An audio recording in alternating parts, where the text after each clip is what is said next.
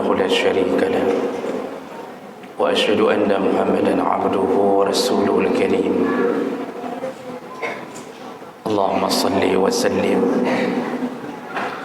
على نبينا وسيدنا المصطفى محمد وعلى آله وأصحابه أجمعين أما بعد رب اشرح لي صدري ويسر لي أمري واحلل عقدة من لساني يفقهوا قولي. Segala puji bagi Allah, kemudian salawat dan salam kepada Rasulullah, pada keluarga dan seluruh sahabat-sahabatnya. Bapak Ibu yang Allah muliakan, insyaAllah, yang kita tidak bisa sebutkan satu persatu jabatan dan nama, dan semoga kedatangan kita pada malam ini disaksikan oleh para malaikat, dicatat di dalam catatan amal. Bapak Ibu yang Allah muliakan, di saat kita mengalami kesusahan hidup yang tidak ada habis-habisnya, mulai dari dalam rumah kita sampai di luar rumah kita, banyak sekali masalah di atas dunia ini. Sebelum malaikat datang memanggil dan mencabut nyawa kita, maka tidak akan pernah lepas dari berbagai masalah. Jangan mimpi kita bisa hidup tanpa masalah. Namun ada kunci dari Allah agar hidup ini diringankan Allah. Walaupun masalah itu tidak hilang, tapi dimudahkan Allah. Artinya satu persatu masalah itu berlalu. Dan itu dikabarkan oleh Allah dalam surat Al-Lail. Jadi Allah katakan, kalau mau diringankan semua urusan, baik di dunia maupun di akhirat, lakukan 3 perkara. Allah mengatakan, yang pertama, fa'amma man a'ta, yaitu orang-orang yang akan dimudahkan hidupnya adalah orang-orang yang suka memberi. Kalimat a'ta dalam bahasa Arab itu bermakna memberi sesuatu lebih sedikit daripada yang disimpan. Itu a'ta. Kita tidak diminta untuk memberi semua gaji kita. Kita hanya diminta untuk memberi sedikit dari gaji kita. Itu sudah masuk kategori a'ta. Kita tidak sanggup seperti Nabi SAW. Bahkan kita tidak sanggup seperti Abu Bakar radhiyallahu anhu, yang menghabiskan seluruh harta untuk Nabi, perjuangan Nabi. Kita tidak sanggup. Asal mau beri saja setiap bulan, itu sudah baik. Kalau gaji kita 7 juta, ditunjang sana, ditunjang sini, berubah jadi 9 juta, belum kena lagi gaji 13 ya, yang dapat sertifikasi 10 juta, itu belum ongkir, itu 10 juta Pak. Allah tidak minta semuanya untuk diberi. Allah minta sedikit saja. Pernahkah kita mewujudkan semua permintaan Allah itu? Padahal Allah mengatakan fihi haqqum ma'lum, di dalam hartamu ada haknya orang-orang yang telah ditentukan Allah. Lisaili wal mahrum, baik yang meminta-minta atau yang tidak meminta. Karena ada tipe orang yang meminta, ada yang punya rasa malu yang luar biasa. Kalau kita ingin selamat hidup, dimudahkan hidup, sering-seringlah melakukan itu. Dan dalam Ramadan kita dididik untuk melakukan itu. 29 atau 30 hari Nabi mengatakan, Man fattara sa'iman, barang siapa yang memberi makanan orang berbuka puasa, falahu mislu ajrih, maka dia mendapatkan pahala dari orang yang berbuka itu. Ghaira annahu la yunqasu min ajrihi syai', tanpa mengurangi pahala orang yang berbuka puasa itu. Masya Allah, hanya dengan memberi makanan berbuka kepada orang yang berbuka puasa, seluruh pahala mereka dikopi oleh Allah. Jadi tidak di-cut, bukan diambil penuh, dikopi, digandakan oleh Allah, lalu diberikan kepada orang yang memberikan makanan kepada orang yang berbuka. Sederhana, tapi itu janji Allah. Modal 50.000, kita beli makanan berbuka, kita beli bororom, Pak. Itu bahasa Indonesianya bau menceron, karena waktu digigit ceron dia begitu keluarnya. 50.000 diatur di dalam piring, yang makan orang berbuka puasa. Masya Allah, setiap mulut yang makan dikopi pahalanya oleh Allah, diambil lalu dikumpulkan ke dalam catatan amal kita. Hanya modal bororom saja. Tapi ini tidak mau dilakukan oleh orang, padahal itu latihan selama Ramadan. Jadi maksud Nabi menyuruh itu, nanti setelah Ramadan terbiasa memberi. Seharusnya dari awal Ramadan kita sudah memulai ini. Jadi dalam satu plastik yang kita siapkan, paket Ramadan, kalau orang mau dimudahkan hidup oleh Allah, isi plastik itu dengan 2 kilogram minyak goreng. Apalagi ini solar sedang naik, maka buatkan minyak goreng. Tak ada hubungannya, Pak. Tapi begitulah keadaannya. 2 kilo minyak goreng, kemudian 2 kilo gula, kasih 2 kotak teh, letakkan kalau ada sirup, letakkan 2 botol. Masya Allah, berikan kepada rumah fakir miskin. Selama sebulan mereka menggoreng dengan minyak kita, lalu kemudian mereka membuat minuman dengan gula yang kita beri. Dia celupkan teh, maka dengan teh yang kita beri, dia buatkan sirup untuk berbuka puasa dengan sirup yang kita beri. Terus diulang-ulang selama berpuasa Ramadan. Kalau mereka ada berlima dalam satu keluarga, Masya Allah, 5 kali lipat pahala Allah berikan setiap hari untuk orang yang memberi itu. Itu baru 1 kakak kalau kita beri. Bagaimana kalau kita habiskan dana sampai 3 juta, membuat paket seperti itu, kita kirimkan untuk 30 kakak. Kali saja modal 3 juta, kembali 3M. Tapi nanti ambilnya di akhirat. Ambil di akhirat. Maka jangan tahan harta kalau mau dimudahkan hidup oleh Allah. Ibu-ibu yang punya emas, potong sedikit emasnya, jual. Jangan terlalu banyak disimpan di balik kotak beludru merah di dalam lemari. Jangan kasih ke pencuri. Kadang-kadang saya heran, ke pencuri dikasih serta-merta sampai 50 manyam, Pak.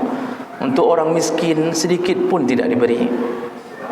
Akhirnya pencuri yang miskin mengambil sendiri haknya.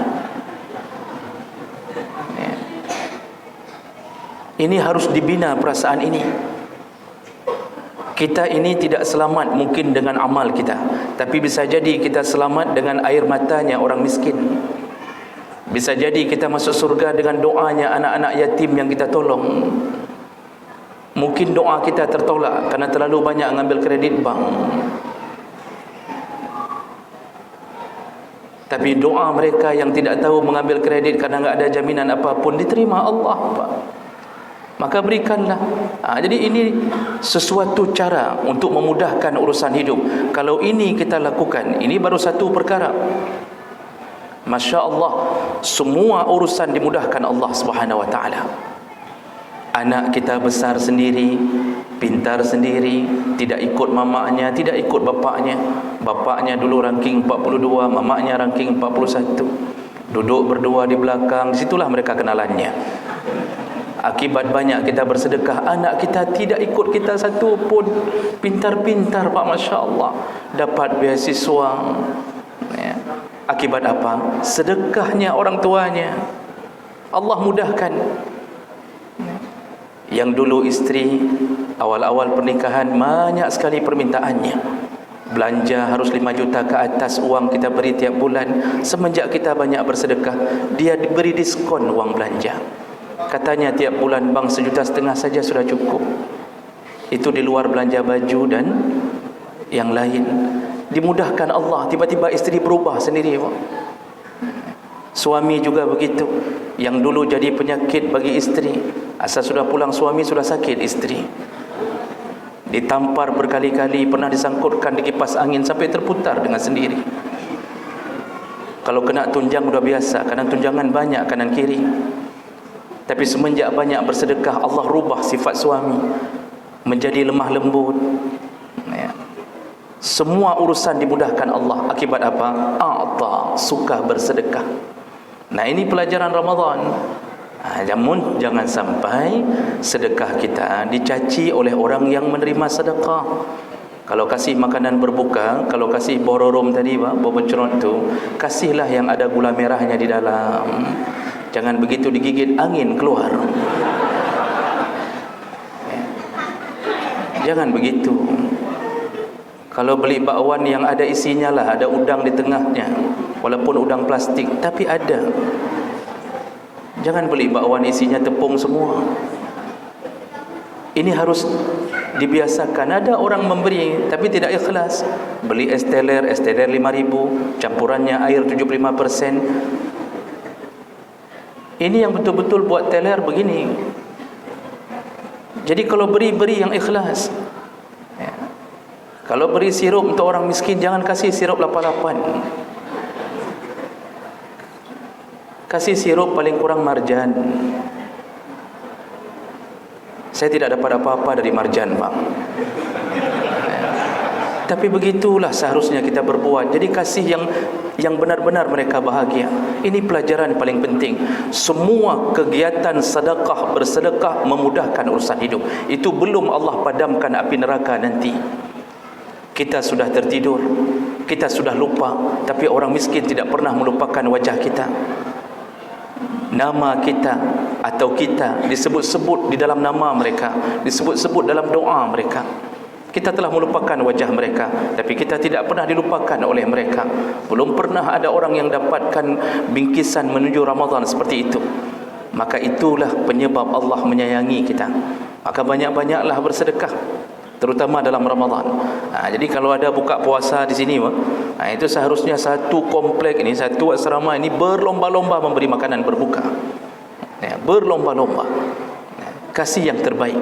Beli risol Amerika yang isi di dalamnya ada ayam, sosis, ada telur, macam model, Pak. Itu beli yang terbaik.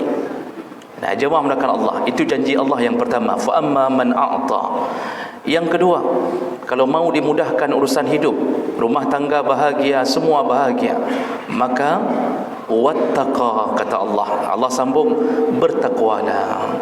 Nah, takwa ini simple. Jadi waktu didefinisikan takwa, intisal awamirillah, iaitu melaksanakan perintah, wajtinabu nawahihi, lalu meninggalkan larangan, sirran wa alaniyah, baik dalam kegelapan maupun dalam terang-terangan. Artinya menyendiri atau di tengah-tengah keramaian tetap takwa. Karena banyak orang takwanya di tengah keramaian. Di saat dilihat orang, Masya Allah, luar biasa salehnya, begitu di belakang orang berubah. Di dalam kamar, kunci kamar berubah, dia lakukan maksiat. Padahal maksiat yang paling mengerikan adalah ketika dilakukan dalam kesendirian. Itu dahsyat maksiat itu. Sampai Rasulullah mengatakan, di hari kiamat nanti akan datang segolongan umatku, datang membawa pahala yang luar biasa banyaknya. Lalu kemudian ketika berhadapan dengan Allah, faja'alaha Allahu haba'an mansura, dihapus oleh Allah, berubah menjadi debu berterbangan. Sahabat bingung mendengarkan hadis ini. Lalu sahabat bertanya, ya Rasulullah, kenapa bisa begitu ya Rasulullah? Orang banyak sekali pahala salat, zakat, sedekahnya, begitu berhadapan dihapus oleh Allah semuanya. Ada apa ya Rasulullah? Kata Rasulullah, innahum mislukum, mereka itu sama denganmu. Jildatuhum misla jildatikum, kulitnya sama dengan kulitmu. Yaqumuna al-lail kama taqumun, mereka salat tahajud, engkau pun salat tahajud. Jadi ada apa salah dengan mereka? Ternyata kesalahannya, wa iza khallu, ketika mereka bersepi-sepi, bimaharimillah intahakuha, mulailah mereka melakukan yang haram. Kalau di depan isteri, Masya Allah, salehnya Pak. Begitu isteri pergi belanja, mulai WA penuh dengan bahasa-bahasa cinta, bukan kepada isteri tapi kepada orang lain. Sampai nama di WA dirubah. Seharusnya nama yang dia WA Yanti, dirubah jadi Yanto, sehingga istri tidak tahu Yanto itu selingkuhannya.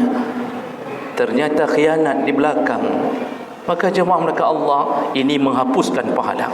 Di Aceh, di depan khalayak ramai, oh Masya Allah pakaiannya bagus, salat 5 waktu. Begitu sampai di Medan, terbuka pecinya, kain sarungnya jatuh sendiri. Masuk ke hotel, lalu dia tutup nomor plat BL supaya tidak nampak ini dari Aceh. Terjadilah maksiat. Ketika itulah berjumpa dengan Allah, habis semua pahala kebaikannya, dihapus semuanya. Kenapa Allah benci sekali orang begini? Karena dia tidak merasa bahwa Allah juga melihatnya di kamar, Allah melihatnya di Medan, Allah melihatnya di balik pintu-pintu hotel. Dia tidak tahu bahwa Allah itu ada. Disinilah kebencian Allah, pengkhianat di dalam kegelapan. Maka bertakwalah, jangan maksiat kapanpun, dimanapun. Kalau ini terjadi, kita jaga-jaga diri tidak maksiat, Allah mudahkan semua urusan hidup. Yang terakhir, wasaddaqa bil husna, mau dimudahkan hidup oleh Allah, maka ingatlah bahwa yang semua Allah katakan itu benar. Yakinilah bahwa Allah itu benar menjanjikan surga.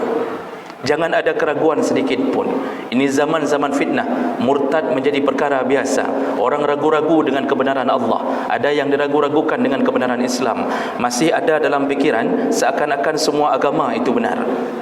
Tidak begitu cara konsep Allah mengatakan itu.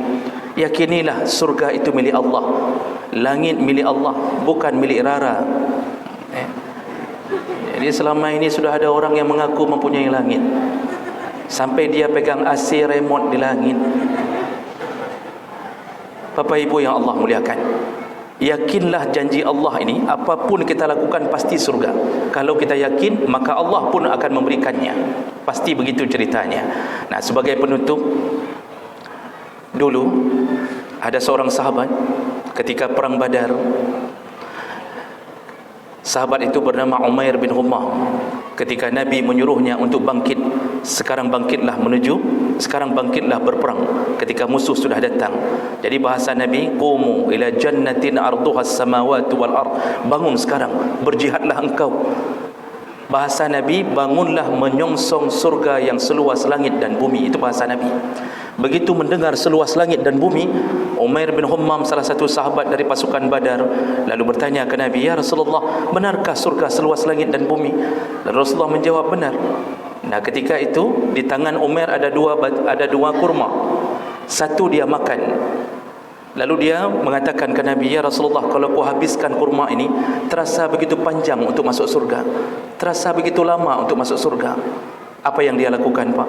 Masya Allah, dibuang kurma dari mulutnya, dicampak dari tangannya, dia hunus pedang, dia hadapi musuh, mati, gugur, syahid, masuk surga. Untuk memakan 2 kurma pun tidak sempat lagi, saking rindunya ke surga. Masya Allah. Kalau kita hari ini, Pak, sedang makan nasi goreng, pakai mata sapi 2 telur, lalu pakai ayam geprek, dibilang sama Nabi, bangkitlah, berjihadlah sekarang, surga milikmu. Kita katakan apa? Ku habiskan dulu ini ya Rasulullah. Tanggung ni 35.000 satu paket ya Rasulullah. Dulu enggak sempat mikir, kenapa? Saking yakin dan rindunya terhadap surga. Hari ini mereka telah tiada. Mereka menyongsong surga. Tinggal kita yakin atau tidak. Kalau yakin, berbuatlah. InsyaAllah Allah akan memberikan surga dengan keyakinan kita. Mudah-mudahan bermanfaat. Subhanakallahumma wa bihamdik, asyhadu an la ilaha illa anta, astaghfiruka wa atubu ilaih. Wassalamualaikum warahmatullahi wabarakatuh.